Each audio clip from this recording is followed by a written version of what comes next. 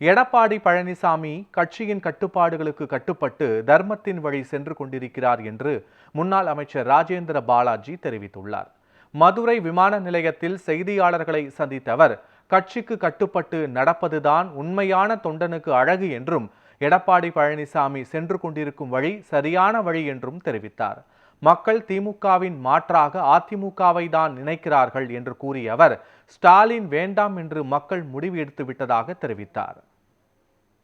கட்சின்னு கடல் மாதிரி ஒரு கட்சியில் பல பிரச்சனை இருக்கத்தான் செய்யும், சின்ன சின்ன பிரச்சனை வரத்தான் செய்யும். கட்சிக்கு கட்டுப்பட்டு நடக்கக்கூடியதான் உண்மையான ஒரு தொண்டனுக்கு அழகு. அந்த வழியில் எடப்பாடியார் தார்மீக ரீதியாக தர்மத்தின் வழியை சென்றுட்டு இருக்காரு. அதனால அவருடைய வழி சரியான வழி. அதிமுகவோட ஓட்டு பிரிவு நினைக்கிறீங்களா? இப்போ விஜய் இன்றைக்கு இருக்கிற மக்களுடைய மனநிலையில் திமுகவுக்கு மாற்றாக அதிமுகவைத்தான் பார்க்கிறார்கள். ஸ்டாலினுக்கு மாற்றாக எடப்பாடியார் தான் பார்க்கிறார்கள்.